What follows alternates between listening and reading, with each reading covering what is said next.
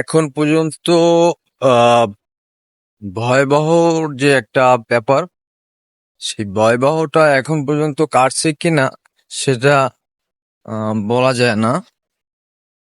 কারণ যে তাণ্ডব চালিয়েছে রোমাল, তাতে করে দেখা যাইতেছে আমরা তো আসলে অসহায় হয়ে পড়ে আছি এখানে।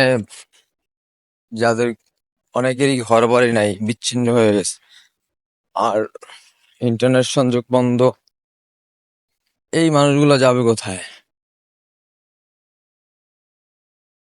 হ্যাঁ, এই মানুষগুলো কোথায় যাবে? এই মানুষগুলোর যাওয়ার কোনো জায়গা নাই।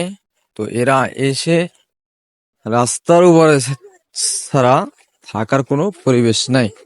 তাহলে দেখেন, এপাশে ওই সাইলের উপরে যে এই মানে ওই ওই সাইলের পাশে একটা নেভি ক্যাম্প হবে সম্ভবত, নৌবাহিনীর।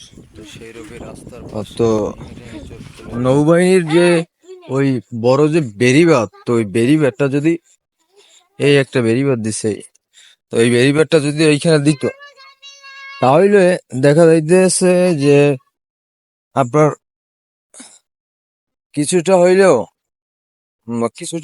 মানুষ রক্ষা পাই, কিছুটা হইলেও জলোচ্ছ্বাস রক্ষা পাইত। কিন্তু এরা সেটা করলো না।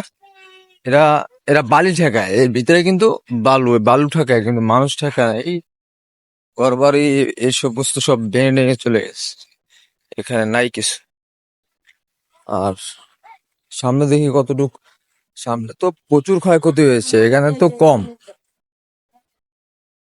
এখানে ঘরের কোনো ঘরের কোনো অস্তিত্ব নাই।